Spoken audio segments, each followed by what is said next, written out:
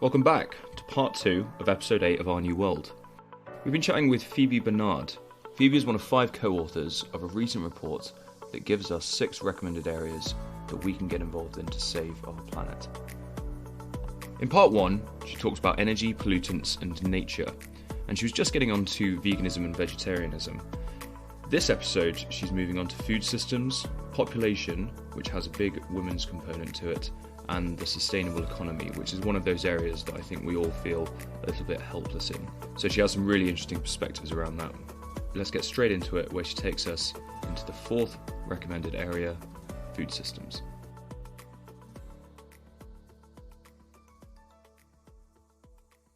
The number 4 on our list of 6 recommendations from the World Scientists' Warning of the Climate Emergency relates similarly to food systems. And this is probably one of the areas that's most under control of individuals at some level. And that's our personal choices of what to buy and what to eat. But when we talk in the World Scientists' Warning paper about food systems, we're basically talking about 2 things. One is increasingly moving from an exploitative, degrading, intensive industrial agriculture to a more regenerative agriculture that pays attention to the quality of the soil, that pays attention to the health and well-being of animals, and that pays attention to the nutritional value of the food. So moving to regenerative agriculture is one part of it. And also moving to a more plant-based diet is a second one. Now, people tend to have strong feelings about that one way or another. Not everybody feels that they, love plants as much as they love meat. I used to eat meat when I was a kid. I grew up in an omnivore family that had meat at least 4 nights a week. And for a long time, I felt that I really loved it. But I did observe that as I ate less and less meat and more plant substitutes and just had a rich and diverse, healthy, delicious diet, that I lost my craving for meat. I really did, and it didn't take too long either. And when I was 13, I became a vegetarian for the first time. And then for a while I was married to a carnivore, I moved away from that for a while. But when I returned to vegetarianism, I actually became a mostly vegan. And by mostly vegan, I mean that I eat most of my meals as vegan meals. And then every so often I might have an egg or some cheese or a little bit of fish or something like that. And I really appreciate that. And I honor the animals that helped produce those things. And that usually satisfies any ephemeral craving that I might have. So people that are feeling, I'm not sure that I can eat more plant-based, it's pretty easy once you start realizing it. Initially, I was a vegetarian because of earth and ecological system efficiency reasons. And then I became more aware of the ethical travesties of our industrialized food production system. And so I was also a vegetarian for animal ethics reasons. And finally, I became much more profoundly aware of the health benefits of eating a much more plant-based diet. So really, this is a win-win system for everybody. And I'm not encouraging everybody to become vegan, and certainly not overnight, but it's a journey.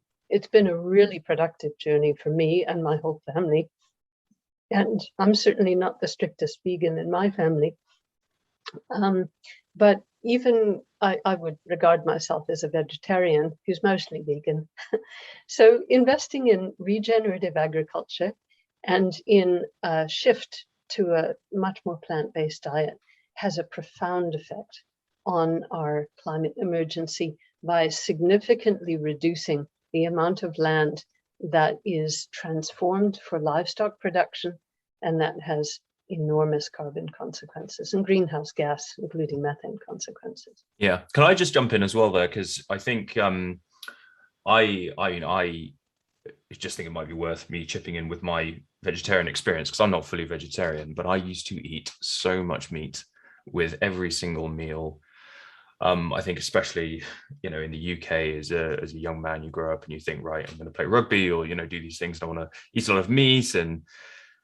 I just want to reiterate what you said there about it just kind of taking a bit of time. You don't have to be forced into going fully vegetarian or fully vegan straight away, just taking it day by day and meal by meal. And even if you just cut down, a day a week, I think it does make a big difference. So that just really resonated with me because I didn't willingly do it. It just kind of happened naturally.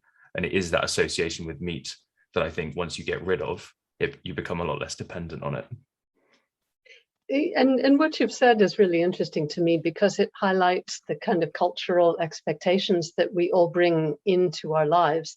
And it's worth being a little bit conscious about that. Does that expectation, whatever it may be, does that actually suit me?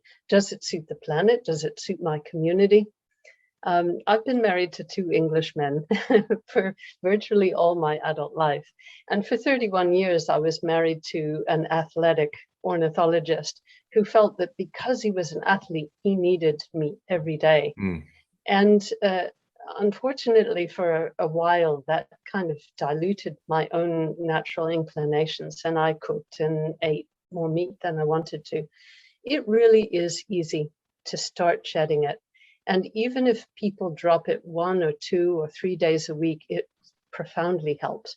But what is also helpful for those people that are finding it, that they're feeling better in terms of their health and they're knowing that they're having a better effect on the planet, just keep pushing a little bit. Every month, every year, try to do a little bit more.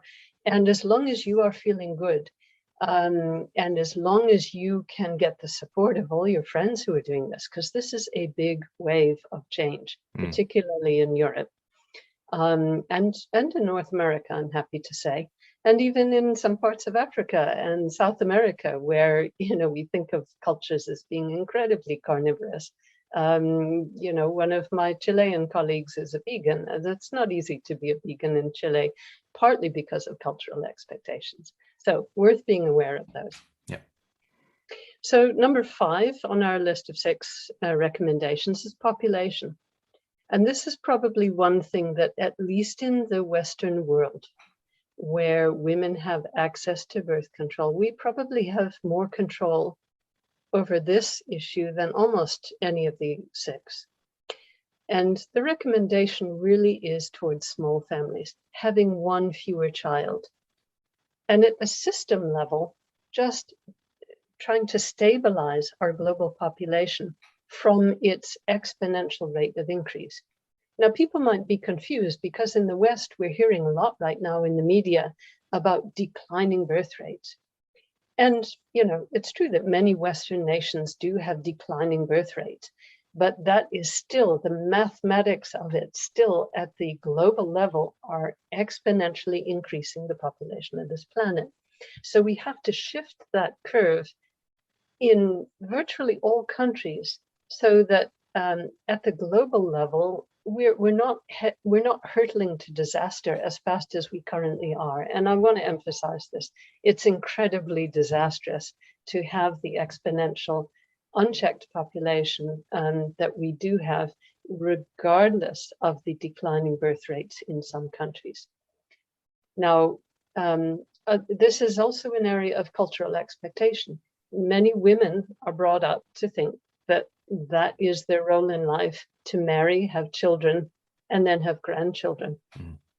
Is this something that is serving women to have that cultural expectation so strongly in their lives that they sometimes have to battle their families to go get an education or to have a job? Less so in this generation than in my generation, maybe.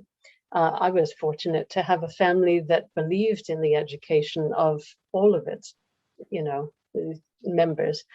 But certainly in many countries, it's hard for women to say, well, actually, no, I'm not sure that I would be a good parent, or I have a drive to become a doctor, or whatever it may be. And so, being open to those kinds of narratives is very important. And at the personal level, individual household level, this is one thing that we have a great deal of control about. And as most women and most men, I think, understand, they can give their children or child a much better upbringing if there are not tons of them.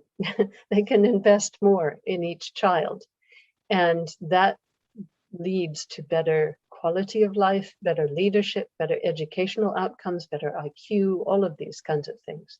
And in developing countries, we feel that in the West, we feel that we know that developing countries act in a certain way. Well, actually, the reality in most developing countries is getting quite complicated. You know, in every country, there is a move to the cities. There is inequality between rural and urban people. And many times what we think that, you know, African women need big families to help farm the fields or to look after them in their old age. In some cases, that is still true, but it is profoundly and rapidly changing. And we need to speak in the knowledge of what women actually want. So I'll come to that in a second, because I know you want to ask me about Girl Planet better. I do, yes. But let me get just briefly to the sixth recommendation, which is also really, really, really important. And I do want to say about population before I leave that having one fewer child is by far the single most impactful step that you can take as an individual on this planet to avert the worst of the climate emergency. The ecological footprint and the carbon footprint of each individual person is greater than virtually all the other steps you can think of combined. Driving an electric vehicle, or not driving a vehicle at all, not taking flights, eating vegan diets, and all of those things. They're all important, but they don't even all add up to the single biggest step of having one fewer child. So that's the best thing people can do. That's so interesting to emphasize that, yeah.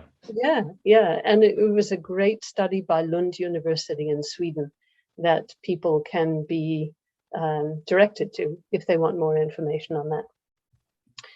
But on the sustainable economy, I think most people listening to this podcast will already know well that we have been all inhabiting a really broken system of a linear consumerist economy that hauls raw materials out of the ground, processes them for people to use briefly, and then throw away. And I call that a predatory economy. And it's been linear. Things go in one end and they get thrown out at the other end. And it is not only destroying the planet, but it's also really destroying our social fabric. So understanding how we can shift the economy to make it sustainable is really, really important. And people may think, well, that's the economy. It's way up there. It's too abstract. It's too big.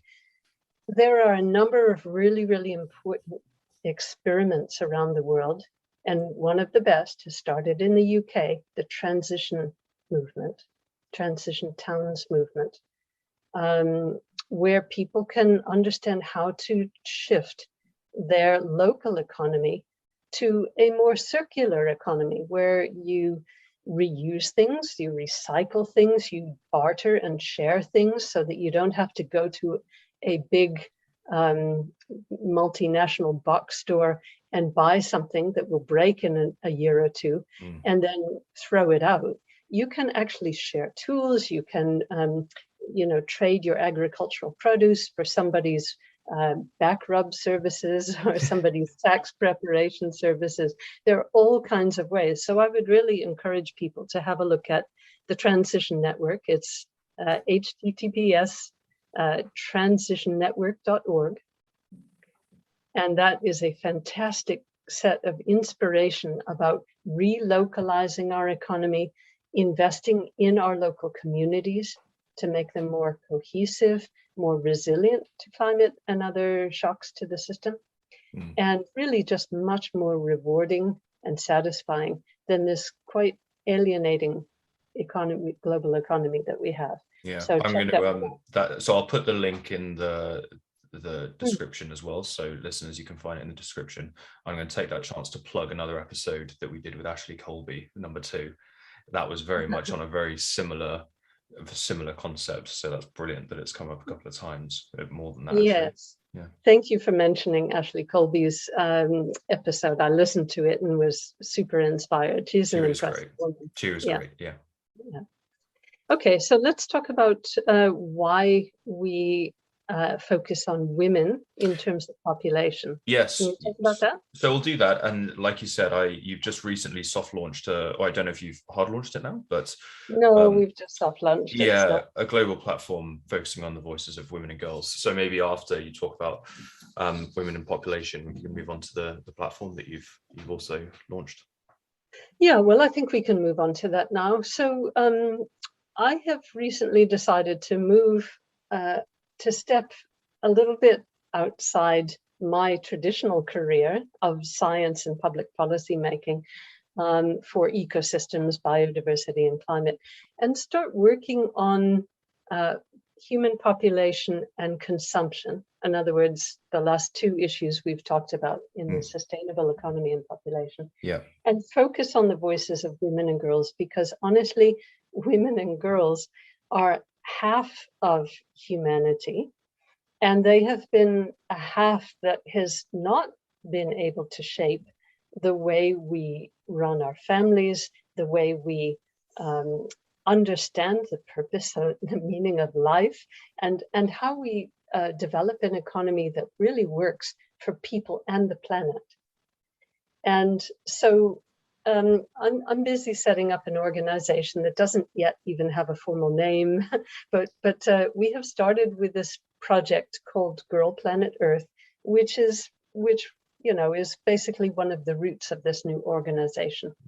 And listeners can check it out. It's www.girlplanet.earth. And the reason for this is to give a platform for women to talk about population, consumption, the health of our planet, and personal choice. And they can either talk about that personally in terms of their own experience, or professionally if they happen to, have observations or experiences in their professional lives as well. But it's basically a global platform to help tell the stories of women and girls on the matter of these issues: population, consumption, the health of the planet, and personal choice.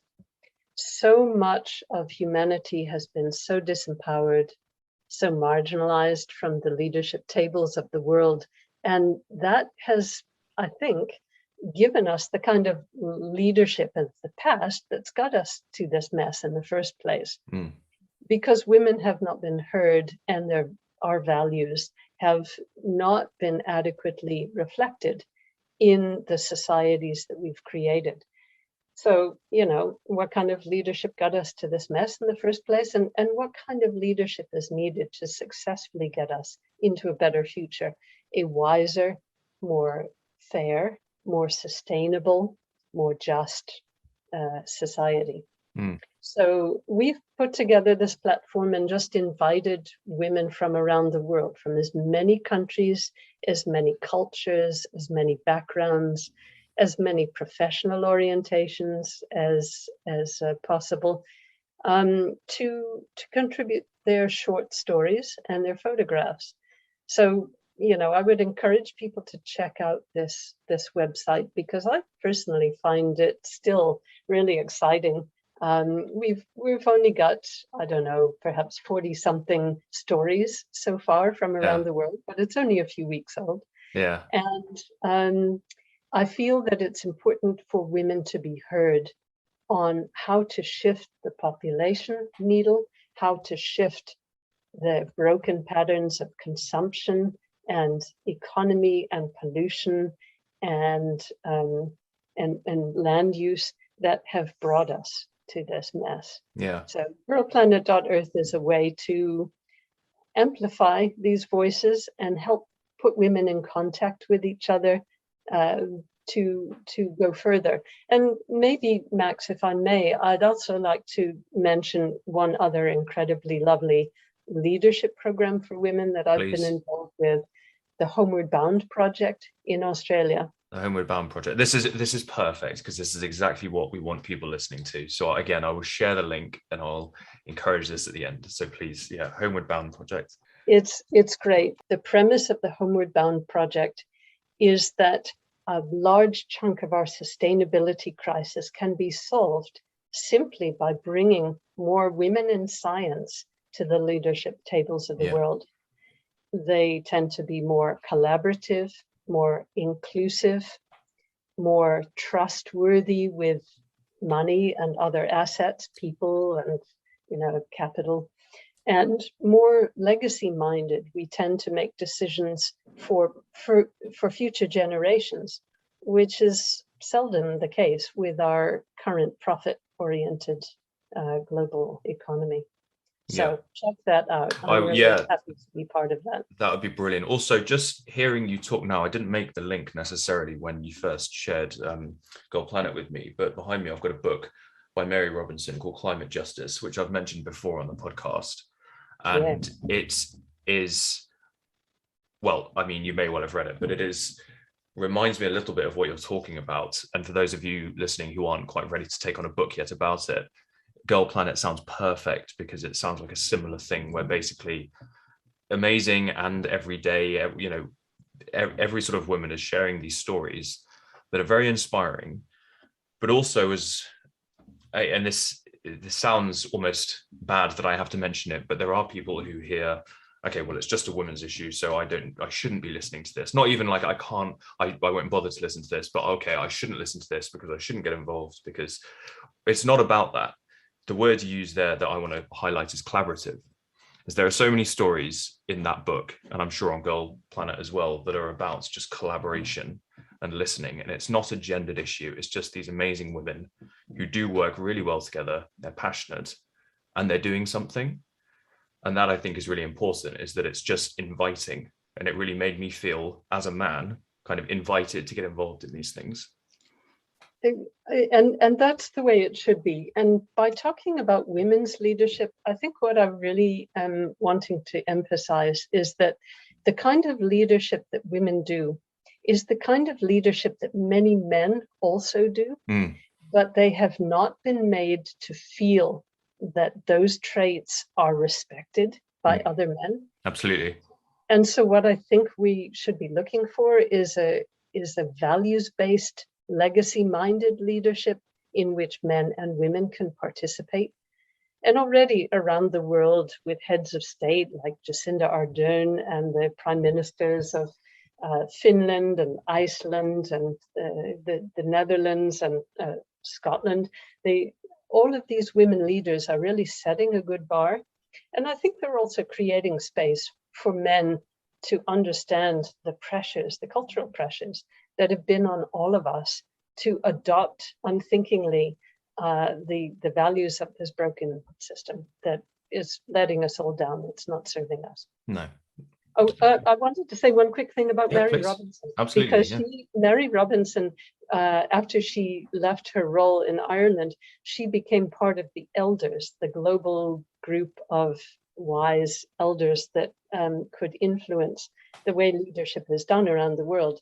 And the Homeward Bound program also has an elders program called the Busara Circle, Busara meaning wisdom in Swahili. And I've been asked to be one of the 5 women in that program. And I've really been enjoying it. We gave a masterclass on leadership through a lens of difference over at the beginning of this week. And it was lots of fun. That's brilliant. Just to dwell on that, because I feel like that's the sort of resource that we really want to plug here. Well, for, I say plug, but I mean really emphasize, really. Is it something that women can look up and get involved with just generally, or do you have to be enrolled in a university? Are there sort of criteria for being involved, or can you just go on the website, have a look at it and try and get involved and see what you can do? I want to encourage women who are keen on this stuff to create their own leadership circles. Some are open, like girlplanet.earth is open. Mm-hmm. Anybody who identifies as a woman or a teenage girl, an older teenage girl, I don't think, I want to extend that to 13-year-olds, but say 17, 18-year-olds, anyone is welcome to send me their stories at girlplanet.earth@gmail.com or via the website. But the Busara Circle and the Homeward Bound program, that is an internal program for Homeward Bound members. And this program aims to develop a global network of 10,000 women in science at the leadership tables of the world over a 10-year period. And it's an incredible program. And so that is internal, but I would encourage women to understand, and also I may say men with similar mindsets about the planet and people and the values that have gone wrong in the past. This is the time to start talking leadership. We have seen such abysmal leadership, particularly in the last 5 years. And this is the time of human civilization where we can least afford bad leadership. We can least afford to make mistakes. So anyone who's feeling strongly about this, start up your own leadership group in your area or your own network, faith community, a university, a school, a neighborhood, whatever it might be. Start the conversation about what society should be and how to get there and what kinds of leadership can take it forward. This should be, a number of thousands, hundreds of thousands of fires being lit across the planet in these times. Yeah, well, it's amazing that these things are coming up, because I think they're so encouraging for a lot of young women. And do you think that there's a message that you would want to send to young women and girls, aside from essentially what you've just said, which is lighting fires everywhere? But is there a message that you'd want to send out? I guess I'll summarize it. Join together, collaborate, inspire each other, and show humanity a better way at whatever scale works for you. Love that. That's brilliant. And I will ask the final question that we always ask on the podcast. If you could recommend one thing, just one thing for people to do that would move the dial for our planet, what would it be? Without a doubt, have one fewer child, or no children at all, but find children in your community and kind of adopt them, engage with them. If you feel that you want to have children, but you're not sure that you want it to be a full-time job, this is a great strategy for you. Become a godparent or become an auntie or an uncle in the neighborhood who can volunteer for kids' activities that can help create healthy kids. We want small families and one fewer child really to be uppermost in people's minds as to the single step that they can take that can move the dial for the planet. If people have had children already, that's wonderful. That's great. I am in no way criticizing anybody who's had more than one or two children. My own mom had 4. My husband's mother was from a family of 11. So we all know what this is like, and probably people have done an amazing job at raising their children, but invest in helping their grandchildren understand that there are different options for themselves, that they don't have to have lots of children. There can be other, even child-free ways of giving their own lives meaning, including leadership, community service, collaboration. And if they do want kids, one less kid, or adopting kids. Phoebe, thank you very much for being on today. You're most welcome. Well, there you go. What an interesting person. What an inspiring person. There's so much to talk about in there. I think the things that stood out were the points about population, women's roles in climate change, and also about the leadership. I want to mention again some of the resources. Transitionnetwork.org, which is a site encouraging collaboration amongst communities. Girlplanet.earth, which is her new initiative helping women share their stories around climate issues. And the Homeward Bound project, which is a leadership initiative for women around the world. I thought it was particularly interesting hearing her talk about the need for collaboration and the fact that she highlighted how bad leadership has been over the last few years. And I think that's a message for everyone really, men and women, people who are growing up at the moment looking to get involved in leadership positions, thinking about what leadership looks like, how it can be different in the future, and what our roles are in that.